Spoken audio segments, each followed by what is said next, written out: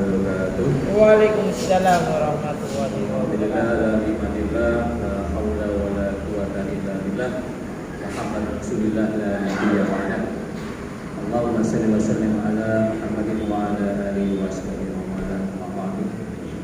Bapak-bapak, ibu-ibu, jamaah pengajian Masjid Assalam yang mudah-mudahan sampai malam ini kita masih dalam keadaan baik-baik saja, baik jasmani dan sekaligus baik akhirat, dan siap untuk kita melanjutkan taklim kita pada malam ini. Insyaallah 30 menit ke depan kita akan berbagi tentang satu dua pemahaman kita terkait dengan bagaimana kita berislam dan bagaimana kemudian kita menerapkan bagian dalam Islam itu. Bapak sekalian, saya mohon maaf sebelumnya minggu yang lalu saya sudah janji ya, dalam 1 bulan ini bisa full 4 kali pertemuan. Tetapi minggu yang lalu Kamis sore itu saya masih terjebak di kebobolan, mulai sampai setengah 1 sampai jam 4 karena atas jelas adanya tidak bisa nyebrang itu sampai maghrib yang rumah. Nah, waktu itu saya dapat WA pertanyaan dari salah satu jamaah. Rencananya mau saya sampaikan minggu yang lalu, tapi karena minggu yang lalu tidak ada kesempatan, Allah mentakdirkan di pertemuan kali ini, maka jawaban atas soal yang disampaikan ke saya by WA itu akan menjadi bagian dari kita mencoba untuk menambah kajian ilmu kita pada malam hari. Pertanyaannya sederhana, tapi nanti saya mohon maaf sebelum menjawab itu, supaya ilmu kita itu sistematis, kita ajak dulu mencari derivasi dalil-dalilnya dulu, sehingga saya tidak mau langsung menjawab selesai, tidak. Nanti kita ajak traveling dulu, apa cantolan ilmu dasarnya apa, dalil ilmunya apa, kemudian hadis-hadisnya apa, baru kemudian kita nanti secara langsung akan menemukan jawaban atas soal itu. Soalnya begini, perjalanan jauh sampai rumah itu jam yang ini ya, maghrib menjelang isya. Pertanyaannya itu, apakah boleh sholat maghrib dan isya itu dijamak sekaligus di sore? Jadi maghribnya tetap 3, isyanya dijadikan 2 ketika sudah posisi sampai di rumah. Kita tentu akan mendapatkan jawaban itu dengan kita melihat penjelasan sistematis yang insya Allah akan kita sampaikan pada kajian malam ini. Bapak-bapak sekalian, jadi bab kita pertama ini akan membahas dulu tentang persoalan-persoalan yang masih menyisakan kita, di antara yang belum paham tentang apa itu jamak dan apa itu qasar. Dalil umumnya bahwa kita dalam melaksanakan sholat dengan 5 waktu itu kita coba bedah dulu di Quran surat ke-17 ayat ke-78. Ini adalah perintah sholat 5 waktu, salah satu ayat yang bisa kita lacak isinya. Yang kedua, dalam perintah sholat 5 waktu itu, kalau dalam standar yang normal itu kita mesti melakukan tepat pada waktunya. Itu bisa kita lacak pada Quran surat ke-4 ayat ke-103. Jadi kalau dalam keadaan tidak ada apa-apa, sholat 5 waktu yang ada di Quran surat 17 ayat 78 itu mesti dilakukan tepat pada waktunya. Kalau tidak apa-apa ya, itu penjelasannya ada di Quran surat ke-4 ayat ke-103. Baru kemudian ketika dalam keadaan tidak normal, perjalanan jauh, kemudian hujan lebat, kemudian keadaan tidak aman, maka Al-Quran memberikan petunjuk kita boleh melakukan sholat yang awalnya misalkan jumlahnya 4, bisa kita ringkas menjadi 2. Itu bisa kita temukan di Quran surat ke-4 ayat 101. Nah, kemudian kalau kita sholat dalam keadaan perjalanan yang awalnya tidak boleh dijamak karena tidak ada halangan apa-apa, dilaksanakan tepat pada waktu, maka boleh ketika dalam keadaan tertentu kita menjamaknya. Maka kita nanti akan melihat hadis dari Mu'ad, kemudian hadis dari Anas bin Malik, dan hadis dari Ibnu Abbas. 1, 2, 3, 4, 5, 6. 6 ini kita akan coba kupas sampai menjelang sholat Isya. Mudah-mudahan 6 ini nanti cukup bisa menambah wawasan kita, sekaligus di tengah-tengah penjelasan ini akan banyak jawaban-jawaban yang kita temukan dalam berbagai persoalan yang kadang-kadang kita temukan di tengah masyarakat kita. Contohnya di awal tadi ada yang tanya, nyampe rumah setelah maghrib, apakah boleh maghrib dan isya dijamak sekaligus diringkas? Kita coba yang satu dulu Bapak sekalian. Ini insya Allah semuanya hafal. Jadi perintah sholat 5 waktu itu bisa kita temukan di dulu kisam ila gosakin lain wakil anal faj.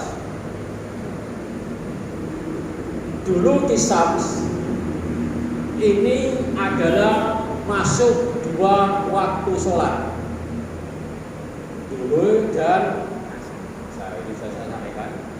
Gosakil lain ini masuk 2 waktu sholat, maghrib sama isya.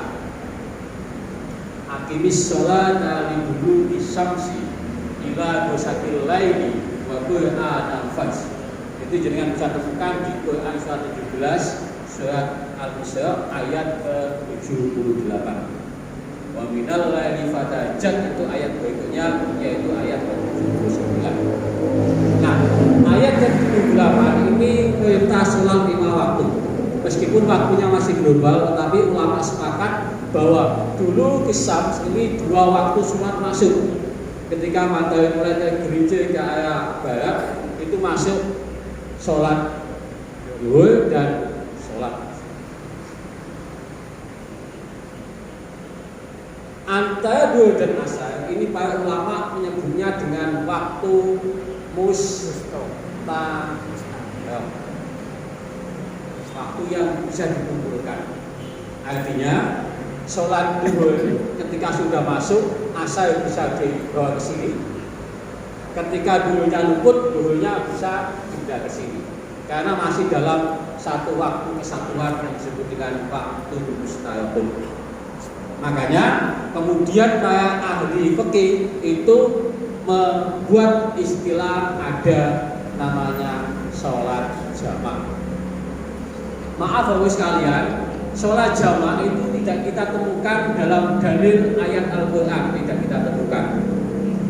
Cantolannya itu kita temukan di hadis 1, 2, 3 ini.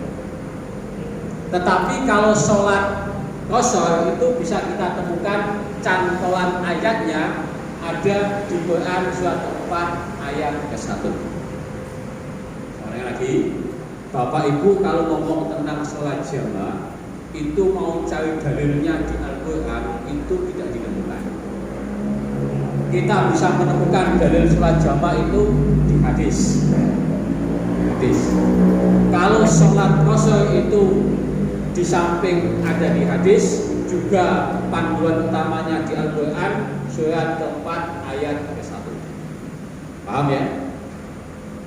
Saya lanjutkan. Maghrib dan isya ini 2 waktu yang dalam bahasa ulama disebutkan waktu mustahil. Sehingga masih dalam satu kesatuan waktu, maghrib dan isya ini boleh digabung atau dalam bahasa fikih dijamak. Asar sama maghrib otomatis tidak bisa dijamak. Subuh, waktu al-fajr subuh ini tidak bisa digandengkan dengan waktu sholat malam. Nah, Bapak sekalian, kalau dalam keadaan normal, sholat yang sudah ditentukan waktunya ini, itu harus kita lakukan tepat pada waktunya. Kalau tidak ada kegiatan apa-apa, maka ketika waktu maghrib kita harus melaksanakan sholat tepat pada waktu maghrib. Dalilnya Quran surat keempat ayat 103. Inna sholata kanat 'alal mu'minina kitaban mawquta. Jadi dalil umumnya bahwa melakukan sholat pada waktu kita tidak ada kegiatan udur apa-apa, maka perintahnya adalah kita mawquta, kita laksanakan tepat pada waktunya. Dan melaksanakan sholat tepat pada waktunya itu salah satu amalan yang disukai oleh Allah. Nabi itu sering ditanya kepada sahabat, amalan apa yang paling dicintai oleh Allah ya Rasulullah? Salah satunya adalah as-sholat ala waqtiha, sholat tepat pada waktunya. Itu bentuk manifestasi daripada penerjemahan Quran ayat keempat, surat keempat ayat 103. Alal mu'minina kitaban mawquta. Jadi kalau dalam keadaan normal itu sholat mesti dilakukan pada waktunya. Sholat zuhur misalkan waktunya itu adalah idza zalatis syams kana dillu rajulu katulihi. Jadi waktu sholat zuhur itu adalah ketika matahari mulai tergelincir ke arah barat sampai bayangan manusia itu sama panjangnya. Itu waktu sholat zuhur.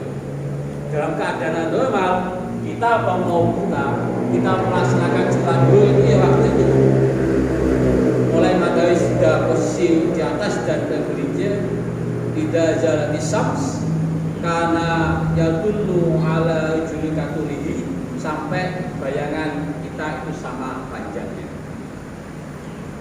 Sholat asar itu waktunya adalah malam tasfarus syams, belum sampai apa itu hilangnya langit yang kuning. Wal waktu sholatul asy malam tasfarus syamsi. Waktu sholat asar itu adalah sampai sebelum hilangnya warna kuning yang ada di ufuk barat. Kita mawquta, kalau kita tidak punya udur apa-apa, maka waktu sholat asar yang tepat kita lakukan adalah malam tasfarus syams. Nah, sholat maghrib ini, wassolatul maghrib itu malam ya dibus syafaq. Waktu yang tepat adalah sebelum sampai apa? Ya dibus syafaq itu karena abang itu ya, sehingga itu sampai habis. Jadi kita ada di waktu yang tepat, tidak dalam perjalanan, tidak dalam keadaan takut, tidak dalam keadaan hujan. Sholat maghrib kita mawquta, dan itu adalah salah satu amalan yang dicintai oleh Allah dan Rasulnya. Sholat isya itu nanti adalah batasnya di tengah nisful lail ausat sampai tengah malam jam 12.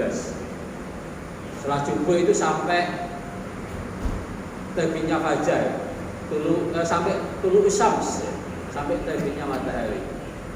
Nah, waktu-waktu itu harus kita lakukan sepanjang tidak ada keadaan yang menjadikan kita terganggu dalam sholat kita.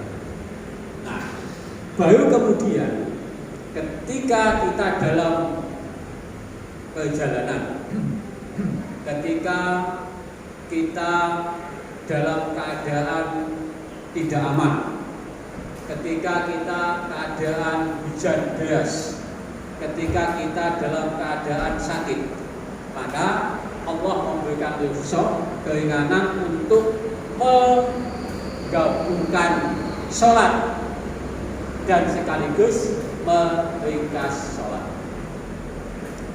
Kita coba awali dulu dari Quran surat ke-4 ayat 101. Sholat itu boleh dinyosor Bapak sekalian, itu kalau dalam perjalanan. Wa idza darabtum fil ardi, ketika kalian dalam perjalanan di atas bumi. Walaisa alaikum junahun, maka tidak ada dosa bagi kalian. antak suyu fis sholati, untuk mengkosoi sholat. Jadi dalil umumnya sholat kosor itu boleh dilakukan ketika dalam perjalanan. Maka pertanyaan WA yang saya dapatkan, ketika sudah sampai di rumah, ketika jamak dan sekaligus kosor, maghrib sama isya, apakah boleh? Jamaknya boleh, kosornya yang sudah menyalahi kaidah Quran surat 4 ayat 1.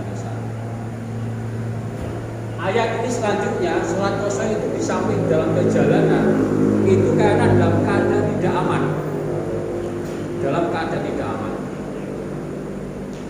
Bagaimana kalau sudah keadaan aman? Ini banyak pendapat yang kemudian melatar belakanginya. Ketika ditanyakan kepada Ibnu Umar, kenapa meskipun tidak aman itu masih boleh sholat kosor? Maka Ibnu Umar tanya kepada Nabi. Nabi menjawab, itu adalah sedekah dari Allah, maka kenapa kamu tidak mau menerima sedekah itu? Maknanya bahwa meskipun tidak dalam keadaan perang, tidak dalam keadaan aman, kemudian kita dalam perjalanan yang dalam bahasa fikih itu sudah melampaui 2 marhalah. 2 marhalah itu kurang lebih 850 ke atas. Dan itu kemudian ada efek masyaqqahnya, ada kecapeannya.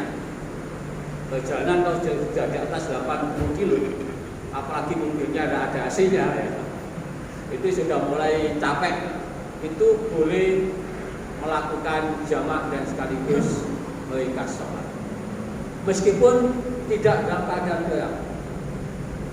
Nah, Bapak sekalian, sebagian dari teman-teman kita itu kan ada yang berpegang teguh dengan teks ayat ini.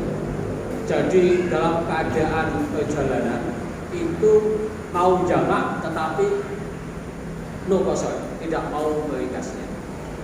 Karena alasannya apa? Kita dalam keadaan aman, kita dalam keadaan tidak perang. Tetapi itu dikasih penjelasan dalam hadis. Kata Nabi, kalau Allah memberikan sedekah kepada kalian, kenapa tidak diterima sedekah itu? Maka ada 2 pendapat ya. Ketika kita punya teman dalam perjalanan dengan teman-teman satu rombongan, biasanya ada yang jamak dan kosor, ada yang tidak mau kosor tapi mau jamaknya saja.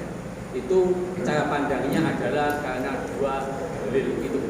Yang pertama, dalil kosor itu boleh dalam perjalanan, catatannya dalam keadaan tidak aman, dalam gangguan dan tekanan kaum kafir Quraisy, dalam keadaan perang. Tetapi kalau sudah aman, itu maknanya kosornya sudah tidak berlaku.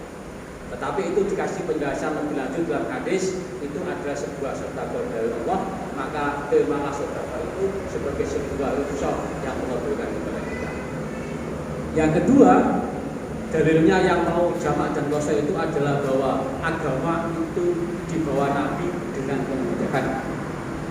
Agama itu mengajak kemudahan dan menjauhi kesulitan. Yuridu bikumullahu bil yusra wala yuridu bikumul usra. Walitukmilul iddada walitukabbirullaha ala ma hadakum wa la'allakum tashkurun. Quran surat kedua ayat ke 187 186. Bapak sekalian,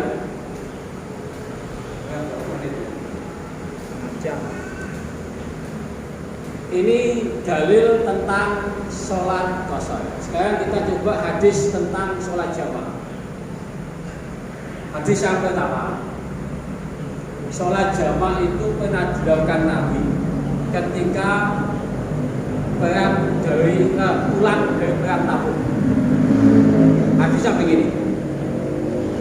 An Mu'ad qala kharajna ma'a Rasulullah sallallahu alaihi wasallam. Mu'ad berkata, kami pernah dengan Rasulullah itu kembali fi ghazwatit Tabuk, dari perang Tabuk. Fakana yusallin Nabi sholatul duhri wal asri jami'an. wal maghribu wal isya'u jami'an.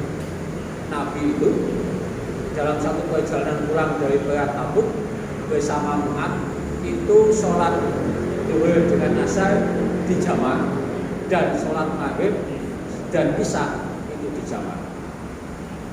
Hadis ini itu menyisahkan satu problem bahwa Nabi menjamak sholat maghrib dan isya, zuhur dan asar itu ketika dalam keadaan habis perang. Itu hadis yang pertama. Yang kedua, Nabi menjamak sholat itu ketika mau dalam perjalanan.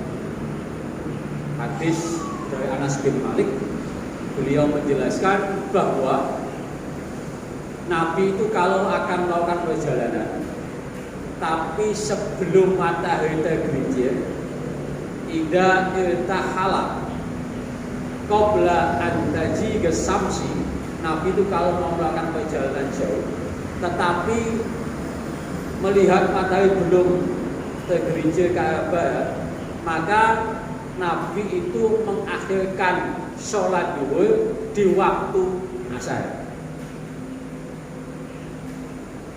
Kemudian ketika sudah masuk asar, Nabi turun dan kemudian wajah ma'ah bainahuma, sholat zuhur dan sholat asar digabung bersama-sama. Itu kalau beliau pergi tetapi matahari belum masuk sholat zuhur, maka sholat zuhurnya diakhirkan, diikutkan dengan sholat asar dan kemudian berjamaah. Itu landasan kita boleh melakukan sholat jamaah. Tetapi Nabi kalau mau perjalanan, kemudian sebelum perjalanan itu matahari sudah tergelincir, maka beliau sholat zuhur dulu. Artinya bahwa sepanjang dalam sebelum masuk sholat zuhur, kemudian setelah sholat zuhur, waktu zuhur, kemudian dia mau perjalanan itu menyempatkan sholat zuhur dulu. Kemudian baru summa al-qiblah, baru kemudian melakukan perjalanan. Bapak sekalian, dua hadis ini itu kalau kita jadikan pegangan, maka sholat jamaah itu ada dalilnya bahwa zuhur dan asar itu bisa dijamak, maghrib dan isya itu bisa dijamak dengan kaidah dalil hadis Mu'adz dan hadis Anas bin Malik. Tetapi hadis Mu'adz ini menjamaknya ketika dalam keadaan perang, dan hadis Anas bin Malik ini dalam keadaan perjalanan. Apakah boleh Pak Bu misalkan dalam perjalanan dan dalam perang kemudian sholat jamaah? Contoh misalkan mau lihat sepak bola di stadion, bal-balani itu jam 2 atau jam 3 ya, sudah mulai masuk ya. Sudah di dalam stadion, suasananya kayak begitu itu, mau nyempatkan sholat asar keluar stadion itu tidak mungkin. Maka jamak zuhur sama asar dilakukan pada waktu zuhur. Apakah boleh? Ini penjelasannya ada di hadis ketiga. Nabi Muhammad SAW, Ibnu Abbas itu menjelaskan, Nabi itu kadang-kadang tidak ada apa-apa, itu sholat zuhur dan asar di jamaah ketika ada di Madinah. Tidak dalam keadaan takut dan tidak dalam keadaan perjalanan. Nabi juga sama, tidak ada apa-apa, jamaah maghrib sama isya di Mina, itu tidak dalam keadaan takut dan tidak dalam keadaan hujan. Artinya apa? Bahwa dalam hal-hal tertentu, tetapi tidak menjadi kebiasaan ya. Misalkan kita dalam tadi itu biasanya ada program tahunan di kabupaten kita, karnaval gitu ya, atau ada kegiatan-kegiatan hari jalu gitu. Maka ketika dalam situasi tertentu dan itu tidak kita biasakan 1 tahun 1 kali 2 kali untuk menjamak sholat, itu kalau kita pakai hadis ini dan hadis yang tadi itu sesungguhnya boleh-boleh saja. Jadi beragama itu luwes ya, luwes Bapak sekalian. Kalau saya luwes, jadi boleh-boleh saja. Atau misalkan kita habis sholat maghrib, hujan deras disertai petir, maka boleh langsung kita jamak dengan isya. Bagaimana kalau di rumah Pak, sholat jamaah dengan keluarga, kemudian datang hujan petir deras, apakah boleh jamak? Tidak boleh. Yang boleh hanya saat sholat di masjid. Apalagi jamaahnya kita jauh-jauh ya, itu sangat dibolehkan untuk langsung menjamak sholat maghrib dengan isya ketika dalam suasana hujan. Jadi catatannya sesungguhnya dalil umumnya boleh melakukan sholat jamak dan qasar itu dalam keadaan tidak aman, dalam keadaan safar atau perjalanan, dalam keadaan hujan, Tapi di luar itu ternyata Nabi pernah mencontohkan bahwa tidak ada apa-apa, tidak takut, tidak dalam perjalanan, tidak takut dan tidak dalam keadaan hujan, beliau juga menjamak. Artinya kalau kita nanti suatu saat melihat ada perilaku teman kita yang begitu, itu artinya basis keilmuannya sanatnya punya gitu ya. Coba bisa menyalakan. Gimana Pak? Tidak sering, asal tidak jadikan kebiasaan. Kunci utamanya tadi, inna sholat akanat 'alal mu'minina kitaban mawquta. Itu dalil Al-Qur'an bahwa yang paling bagus itu adalah sholat dilakukan tepat pada waktunya. Waktunya tadi saya jelaskan, maghrib itu malam ya bis sabak, kalau asar itu malam tasfau syams, kalau duhur itu kanadillu julukatuli, kalau isya itu sampai nisful lail ausat, kalau subuh itu sampai tatlu syams, sampai menurunnya matahari. Di luar itu kalau memang ada kegiatan yang sifatnya udzur syar'i, perjalanan dalam keadaan perang, hujan deras, maka baru dibolehkan melakukan sholat qasar, boleh dilakukan sholat jamaah. Bapak sekalian, problemnya sekarang adalah ketika kita mau perjalanan jauh, kemudian kita waktunya sholat duhur, apakah boleh isya sekalian sholat asar sekaligus kita gabung di sholat duhur? Kalau berdasarkan hadis dari Mu'ad tadi, Nabi itu ketika mau perjalanan dan sudah matahari tergelincir, beliau sholat duhur saja kemudian berangkat. Artinya asar tidak dilakukan, tidak dijamak. Tetapi kalau melihat hadis-hadis yang lain, itu ternyata Nabi begitu gampang menjamak sholat. Maka atas dasar itu, karena kita khawatir nanti perjalanan itu kesulitan mendapatkan tempat istirahat, kemudian ribet dengan ini dan itu, maka boleh untuk kita lakukan ketika mau perjalanan jauh, sudah masuk duhur, maka duhur sama asar kita gabungkan jamak yang namanya jamak takdim.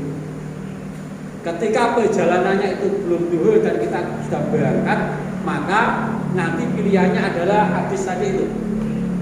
Kita akhirkan sholat duhur sampai ketemu sholat asar dan kita lakukan jamak akhir. Itu istilah fikih ulama saja. Di mana Nabi itu tidak ada penjelasan jamak takdim, jamak akhir. Itu adalah terminologi yang muncul belakangan dari ulama-ulama fikih.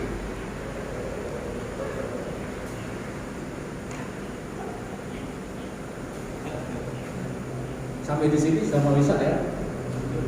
Mau bisa. Kemudian yang namanya jamak dan qasar, jadi gabungan antara jamak, jadi ada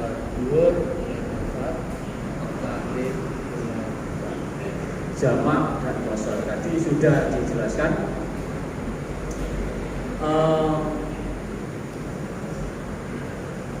Qasar itu boleh dilakukan ketika dalam perjalanan.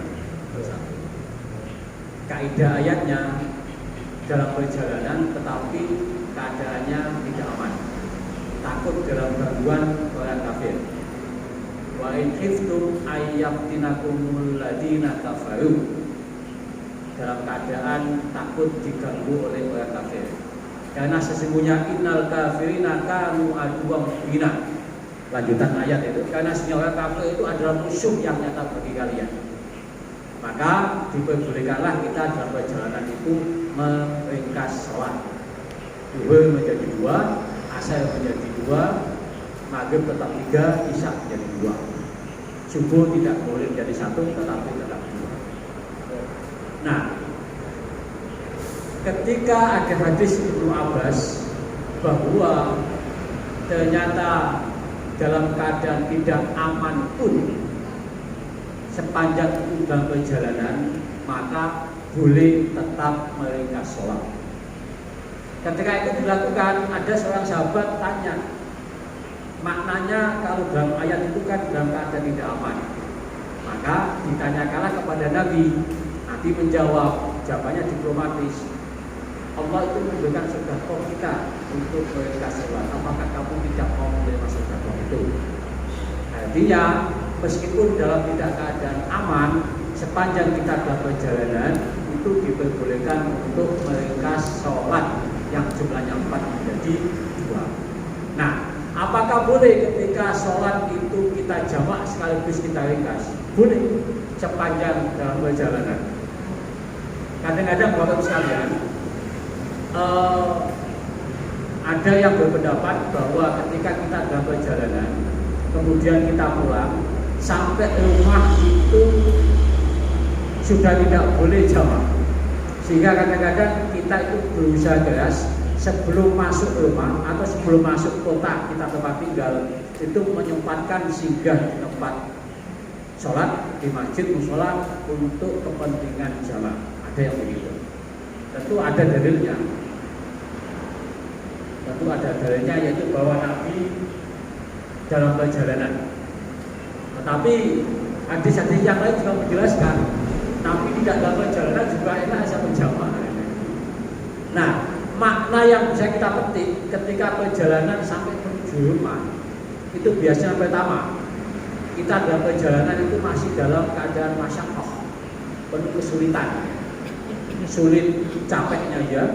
Kadang-kadang bagian dari pakaian yang kita pakai itu jaminan kesuciannya juga tidak menjamin. Akhirnya kita tetap nyampe di rumah dan kemudian kita jamak. Misalkan maghrib sama isya sampai di rumah jam 9 malam.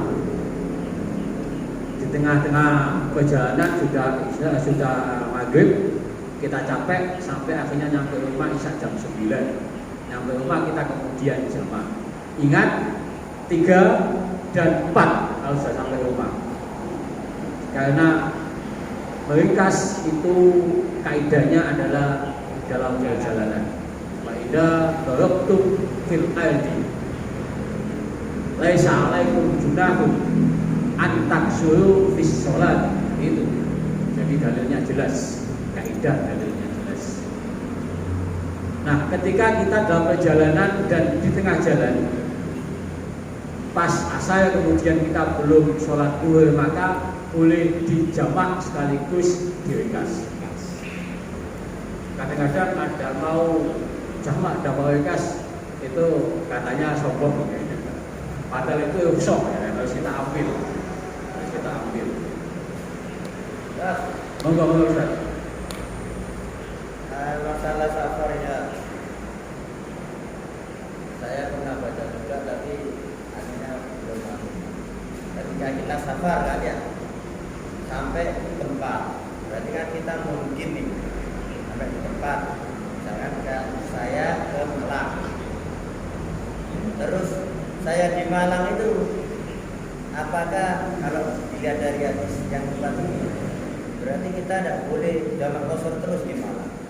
Padahal Nabi waktu di perjalanan juga setelah sampai di tempat yang telah dituju, Nabi terus gama kosor. Gimana mengenai waktunya? Terima kasih. Batas waktunya itu maksimal 3 hari. Salah saya umat. Belum hadisnya penyelesaian lagi ya. Betul, tapi pertanyaan sudah muncul. Jadi malah ada yang ekstrim, Pak. Kelompok tertentu itu memahami bahwa kehidupan kita manusia di dunia ini kan dalam perjalanan menuju akhirat.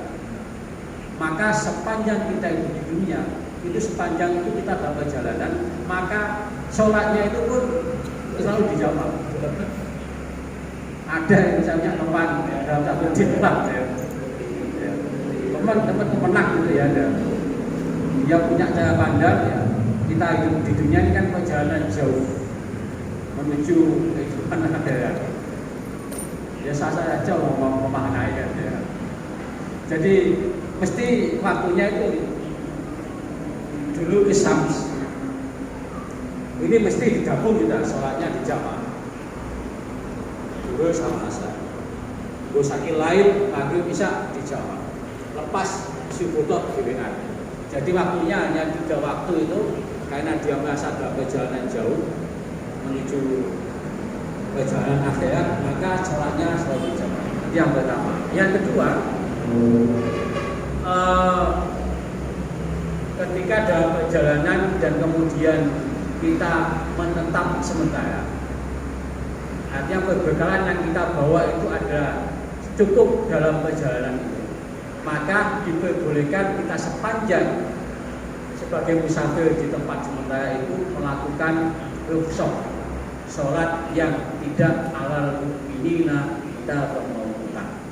Jadi isya boleh tetap dengan maghrib, zuhur boleh dengan asar. Tetapi sebagian hadis dijelaskan itu batas waktunya cukup salah satu yauman, 3 hari saja. Karena kalau sudah lebih dari itu kan kos namanya, sudah bawa barang satu pas penuh, bahkan koper sama gas yang dibawa sekalian ya, itu sudah ada dalam mungkin memang banyak problemnya. Kadang-kadang kita itu dalam perjalanan, kemudian singgah di satu tempat masjid, waktunya kita belum sholat maghrib, nyampe di masjid itu waktunya isya, jamaah sedang akan didirikan.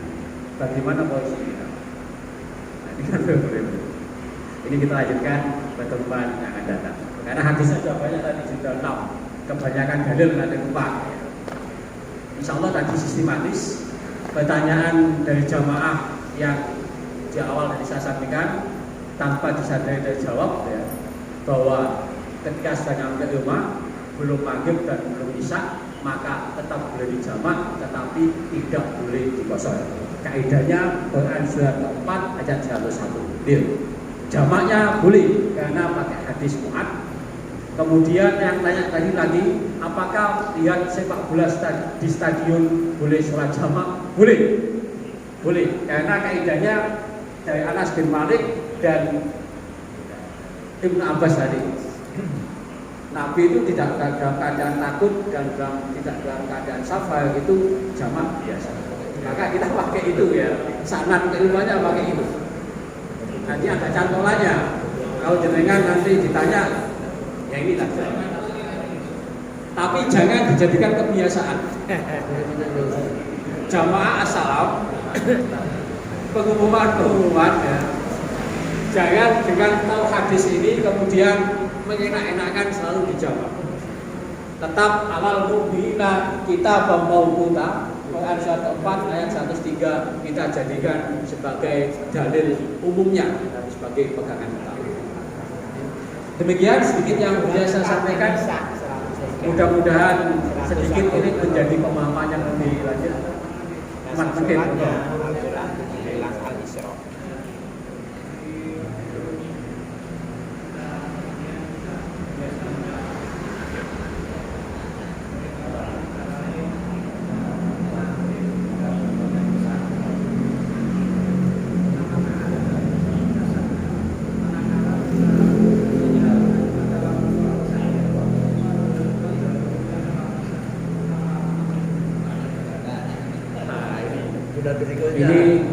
berbicara tentang kaifiyah, tata cara bagaimana sholat jamak itu dilakukan. Ketika sholat jamak takdim, tentu contoh misalkan maghrib sama isya, jamak takdim jelas ya, mesti maghrib dulu baru isya. Kadang-kadang kita dalam perjalanan dengan teman yang lain, belum maghrib belum isya, wis itu digabung dengan isya saja, nyampe satu masjid jam 8. Ini problem juga ya. Ada yang punya cara pandang isya dulu baru maghrib, itu saya kita temui. Kadang-kadang kalau kita namanya dulu maghribnya ya, maka maghrib dulu kemudian isya. Dan itu menjadi perdebatan ulama ya. Masing-masing punya pegangan dalil. Dan maaf ya, buku-buku teks pelajaran agama baik di tingkat SD maupun SMP itu menjelaskan kaifiyahnya. Itu contohnya tadi Abah Kusno, maghrib sama isya, waktunya saat dilakukan isya itu isyanya dulu baru maghrib. Kalau kita kan maghrib dulu baru isya kan itu sebagian kita. Tidak apa-apa, itu artinya cara pandang dan memang kaifiyah yang banyak dicontohkan oleh ulama-ulama yang maknanya bahwa jamak itu adalah ijma ulama berdasarkan hadis-hadis tadi itu, bahwa qasar itu adalah tidak hanya ijma ulama tapi kaidah nakliyah yang ada di Quran surat 4 ayat 101. Monggo jenengan kalau sudah pada satu keyakinan karena waktu maghrib itu lebih awal dari isya, maka meskipun sholat jamak takhir di isya, maghrib dulu baru isya. Kemudian tadi itu ketika kita nyampe di masjid belum sholat maghrib, kemudian jamak isya dilakukan, apakah kita gabung, apa nunggu dulu, apa ikut sholat atau bagaimana? Itu ada 5 pilihan. 5 pilihan itu kita di episode minggu depan. Cukup. Assalamualaikum warahmatullahi wabarakatuh. Waalaikumsalam.